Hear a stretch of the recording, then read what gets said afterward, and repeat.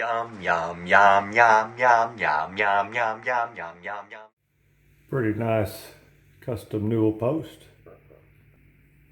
It's almost a day right there. A lot of pieces.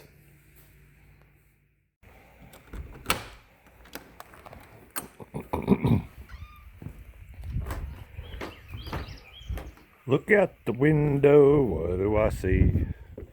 A few little dandelions looking at me.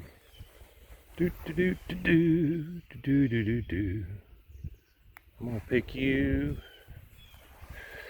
Yeah, find us a good one over here. Maybe this one. This one. And this one.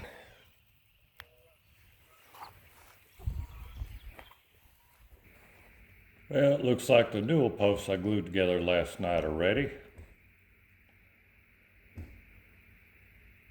So we just glued them all together to make sure if you have any bows in each piece of wood, you kind of glue them together opposite so they'll fight against each other and keep the post straight.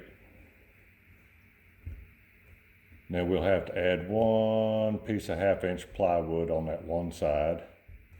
But that looks pretty good right there. Here you can see where we added the 1/2-inch piece of plywood. It's bolted down to the bottom of the stairs. It's good and stiff.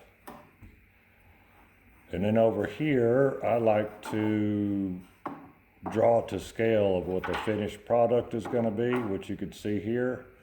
Make any notes I need to make. And then that'll be the finished product, the actual size of it. And all that stuff will wrap around the post we just put in, as you can see here. I leave a little bit of space, just helps things to go together better, and then you can shim all that up.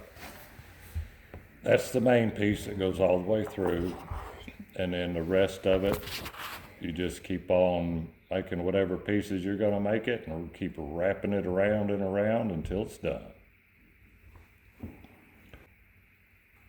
That's how I take that that pattern I'd made earlier and find my exact location of where everything needs to be, and then I just start putting it together.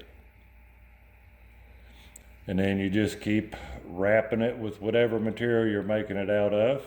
As you can see here, got the tops done, still working on the bottom. That's the bottom finished one. And this one right here would be the that's the first half post you come to at the very bottom of the stairs, and I'd actually made the top caps for them in my shop and brought them in and glued them in. This right here is, I also made the railing as well. This section of the railing I made in the shop, just glued together 3 pieces of poplar, I believe it was, 1x3s, I think it was, and then what I made a channel about a 1/4 inch thick down the middle of it, the same width as the pickets. I think they were about 1 1/8 inches, I believe. And then when you get all your spacing on your pickets correct, and you start putting your pickets in, and then I made another little piece about 3/8 of an inch thick by 1 1/8 inches wide, and then you cut them and they go in between your pickets, and it'll keep them from ever wanting to move, and ties everything together nicely.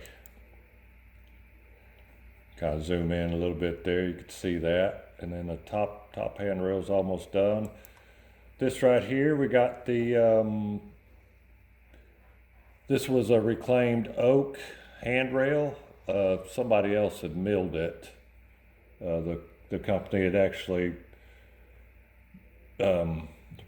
supplied the floors, which is reclaimed oak floors, had done this handrail, the hand railing, and of course I put it together here. And it's a little bit tricky to get all that stuff together because you have your horizontal planes on your stairs, and then the handrail is on a inclination angle following the stairs. It's usually about